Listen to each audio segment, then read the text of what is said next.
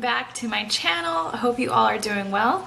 So today's video is going to be the third and final installment at this time for Star Wars Episode 7, The Force Awakens, and we are doing Kylo Ren, who basically idolizes his grandfather Darth Vader and basically steps up to assume what Darth Vader did not complete.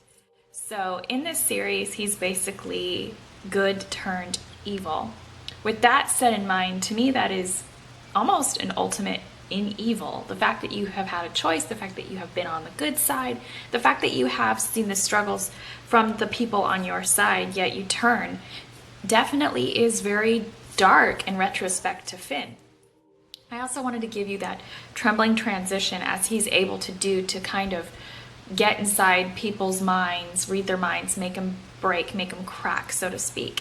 So a lot of this look today is very light and dark. Given the fact that he is very pale and, you know, he is floating in the middle of the galaxy, I didn't want to do an overly tan look. I wanted to create a lot of light on the face because he works with a lot of light and in an essence to be dark.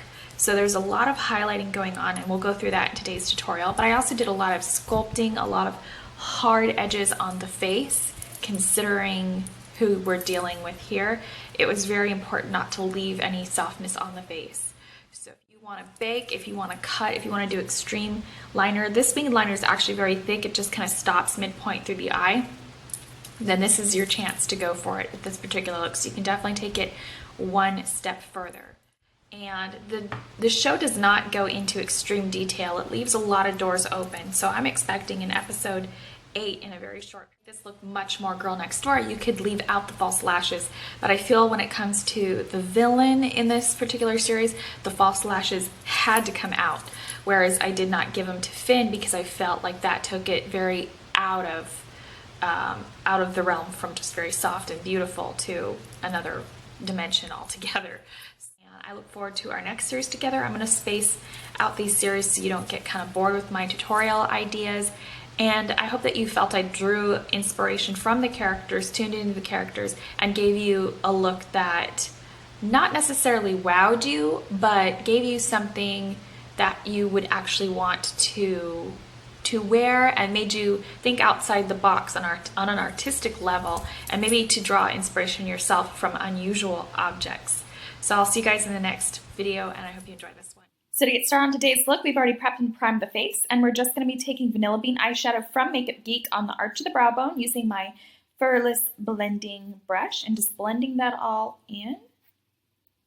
Now I'm going to be taking a little bit more Makeup Geek colors, and we're taking Frappe this time. This is going to go in the outer corner of the crease, and we're going to diffuse the remaining pigment out throughout the crease of the lid. Take your time with this shade since it is a matte color, although it is very blendable and very, very creamy. We also want it to look very, very smooth. Taking another layer of Frappe, we're going to be blending and blending and blending, basically spending a lot of time on this very matte crease. Since the majority of this look is matte colors, it's going to need some time, a little TLC. Now I'm going to be taking a little bit more of a deeper matte color, and that is Preppy. It's kind of a khaki. I don't know if I would say it's deeper, but once you start adding and layering and blending and going over it, it will become deeper. Next up, I'm going to be taking Bada, which is a shimmering, kind of a matte-based dark brown. You do have to pack it on pretty heavily to get this sort of more matte-teen look with it. I'm putting it on with this furless paddle brush and just packing it on very tightly. There will be a little bit of luminosity in the end look, but basically what you're going to see as an end result is a chocolate matte eye. Now we're going to be taking a little bit more Bada Bing, and we're going to blend a light layer of that throughout the lower half of the crease. We're not going to go over Frappe by any means, but we are going to blend this into Preppy just a little bit. Take your time, We're going to be taking a little bit of mocha in the outer corner. Once again, layering, blending, building, and adding texture is what's going to really build a deep, smoky eye look. Next up, we're going to be taking a little bit of Corrupt on a tapered blending brush. If you're somebody who needs to spend more time working with your really dark matte colors, don't apply foundation first. That's more of a drag technique. When it comes to really dark, dark, dark, smoky eyes, if you know you're going to go there firsthand, just begin with the eyes and we'll do the rest of the face later. Taking your time with this color, of course, because it is such a dark color. And if you need to, take a very tiny little brush, like this second brush I'm taking. This is a little pencil brush.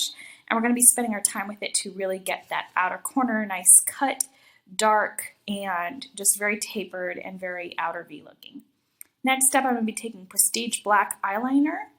And we're going to be drawing a winged eyeliner, but do it very thin and nice and crisp and clean. Now I'm going to be taking a white eyeliner on the lower lash line just so the eyes open up a little bit and don't look too tiny. Now we're going to be taking the Too Faced Born This Way foundation in the shade Porcelain, and we're going to be putting that on using my Delium Tool brush. This is the flat top kabuki, so you can really buff this in and make it look real natural, or you can really pack it on and make it look really, really heavy. With a smoky eye, I would just say it all depends on your personal preference. Some people like that nice luminous natural look with a smoky eye, and some people want full coverage with a smoky eye. They want to go all out. Now I'm going to be taking a little bit more mocha, and we're going to take our time with this on the under or lower lash line and really make sure that that blends into obscurity and not just like a harsh cut on the lower lash line. We don't want it to look like it's visible eyeliner. Now I'm going to be taking Shimma and adding a little bit of light into the outer corner, or sorry, the inner corner of the eye. With Shimma, you really want to make sure you get the entire inner corner of the eye and make sure there's no smudged or harsh lines. Sorry, I had to take a little time out to let my dog out. And we are back in action. I'm going to be taking that Shimma and just making sure it's all blended into the inner corner and up, and that the mocha and all the other dark colors don't look like they've been dragged through the crease, basically. Now I'm going to be taking a little bit of creme brulee, and once again making sure that mocha is blended into obscurity so it really becomes one with the rest of the look, rest of the face. And we're going to heavily pack on a little bit of Too Faced Born This Way foundation as if it were concealer. You can even take a tapered blending brush and really just sort of cut that and draw it in like it's a winged eyeliner underneath the eye. And then of course my Wet n Wild Coverall powder, we're really just going to be sure to heavily set the face since we took so much foundation. And I'm taking the Too Faced Better Than Sex mascara and pumping up those lashes and really just making them look as false as they can, even though we will be wearing false lashes for today's look. We really want the false lashes to really connect to our own natural lashes as best as they can. Taking the drugstore lashes, these are the Broadway Nuance lashes, and placing them on the upper lash line.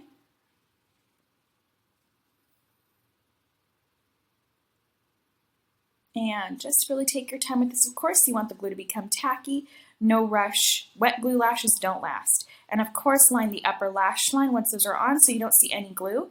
And we're just going to bend back the outer corner so they look really sweepy, very Marilyn Monroe, almost like she's going to bed, kind of sexy look. And I'm taking the Hourglass Diffused Light Powder, and we're just going to start doing a little bit of very light nuance contouring.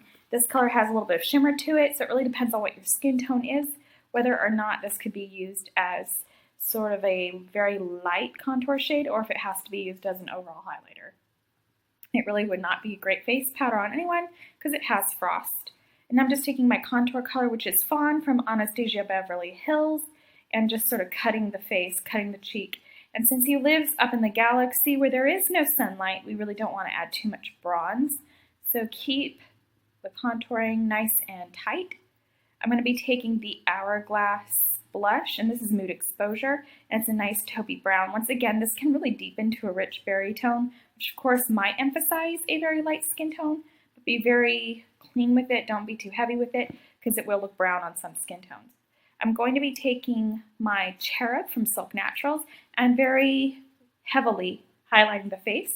since he did work with light, with the lightsaber and everything like that, as one of his weapons of choice, we do want to incorporate some paleness. I'm taking the Prestige lip liner in Cameo, and we're just going to heavily line the lips because this is a very beauty look. And we're also going to be creating a new lip texture since my own lips are not that full, and just kind of drawing in a new, somewhat natural texture. Taking a little bit of the Lit Cosmetics eyeliner that we took for the waterline, be sure to sharpen it if need be so we don't transfer germs, and Too Faced Melted Nude Lipstick right on top, and it'll have that lovely nuance of light and dark for the new lip shape. And I think this is better than overlining onto the skin. It works for me, and I'll see you guys next time. Bye!